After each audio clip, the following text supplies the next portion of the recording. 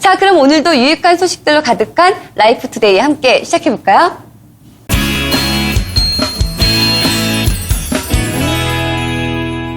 우리 삶에 있어서 위험이 언제 어떻게 일어나는지 알 수 있는 사람은 아무도 없습니다. 그래서 사람들은 사망이나 질병, 화재, 자동차 사고 등 다양한 위험으로부터 대처하기 위해서 보험에 들게 되죠. 사고로 인한 손실액이 너무 크면은 저축액으로 감당하기 힘들기 때문에 보험회사의 보험금은 너무나 큰 도움이 됩니다. 그런데 막상 사고가 일어나서 보험금을 신청하면은 제대로 받기 힘들다고 말씀하시는 분들이 참 주변에 많습니다. 아니 도대체 왜 그런 건지, 보험금의 권리를 제대로 주장하기 위해서는 어떻게 해야 하는 건지 라이프 투데이에서 한번 준비해봤습니다. 화면으로 함께 만나보시죠.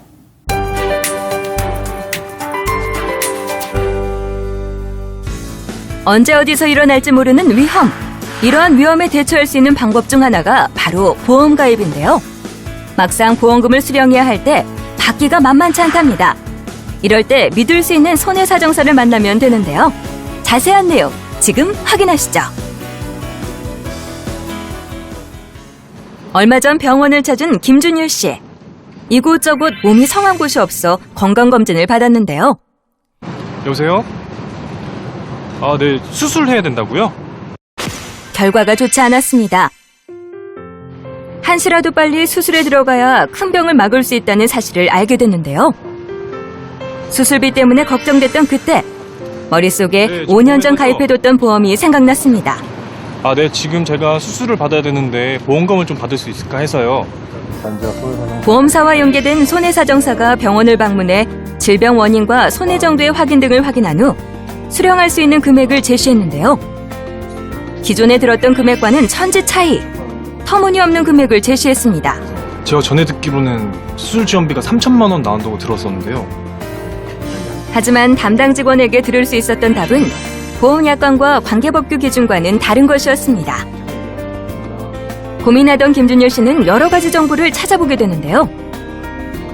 사고와 관련한 조사와 보험금을 산정할 수 있는 손해사정사를 독립적으로 선임할 수 있다는 사실을 알게 됐습니다. 혹시 몰라 그는 손해사정사를 찾아가 자초지정을 설명하게 되는데요. 몇 개월 후 그는 어떻게 됐을까요? 수술비 전액을 지원받아 수술을 받고 완치해 누구보다 건강하게 살고 있다고 합니다. 안녕하세요. 생활에 도움이 되는 정보만 골라 알려드리는 라이프투데이 리포터 조은민입니다. 여러분, 보험 들어놓으셨나요? 요즘 사건, 사고가 참 많다 보니까 이 불안감에 저도 보험들을 많이 알아보고 있는데요. 그런데 혹시 모를 일에 대비하기 위한 이 보험이 실제로 보험금을 수령할 때는 굉장히 힘이 든다고 합니다. 오죽하면 병보다 보험회사랑 싸우는 게 더 힘들다 이런 말이 나올 정도라고 하죠. 그렇다면 보험금을 제대로 지급받을 수 있는 방법은 어떤 게 있을까요? 오늘은 이 질문에 대한 해답을 손해사정사가 알려주신다고 합니다. 지금 저와 함께 가보시죠. 보험금 산정, 지급과 관련해 핵심적인 역할을 하는 손해사정사. 많고 많은 곳에서도 보험계약자들에게 신뢰받고 있는 곳을 찾아가 봤습니다. 어떤 사고를 당해서 보험금을 수령해야 할 때 손해사정사를 통하면은 더욱 쉽고 그리고 제대로 된 금액을 받을 수 있다고 알고 있거든요. 정확히 손해사정사가 어떤 건가요? 네, 손해사정이란 보험사고 발생 후 보험금 지급 결정 시까지 1년의 과정을 총칭하는 것으로 볼 수 있습니다. 손해사정사의 역할은 정확한 사고 조사 및 면부책 여부를 판단하고 보험회사 및 피보험자 측의 보험금 지급 책임 발생 유무라든지 적정 보험 금액을 제시함으로써 보험사고 발생 시 야기되는 재판 분쟁 등을 보험 제도권 내에서 해결토록 하는 데 그 목적이 있습니다. 뉴스에서 보험회사가 피해자들이 입은 손해를 공정하게 평가하지 않고 또 신속하게 보험금을 지급하지 않아 문제가 된 경우를 종종 보셨을 텐데요.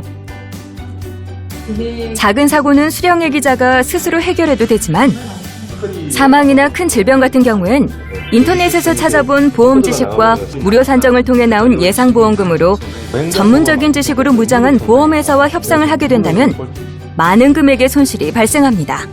여기에 후유장애 등 2차적인 피해를 입을 가능성도 있어 전문가의 도움을 받아 진행하는 것이 좋다고 합니다.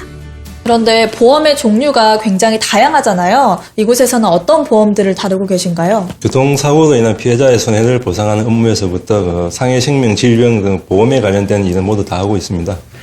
산재로 인한 근제보험과 영업배상 책임보험도 각종 배상 책임보험도 다루고 있습니다. 현실적으로 보험금 탈 때마다 손해사정사를 선임할 수는 없을 터.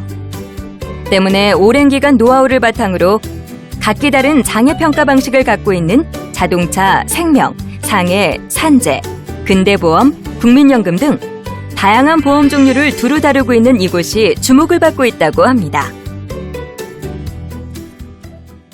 손해사정 의뢰자 한 분 한 분을 가족이라 생각하고 최선을 다하고 있습니다. 그리고 이미 많은 우수 사례를 가지고 있고요. 그래서 믿고 맡겨주셔도 됩니다. 그런데 손해사정사가 모든 사건을 다 맡을 수는 없거든요. 일단 이 사건을 개인적으로 처리가 가능한지 또 손해사정사를 선임할 수 있는지 상담이 필요할 것 같은데요.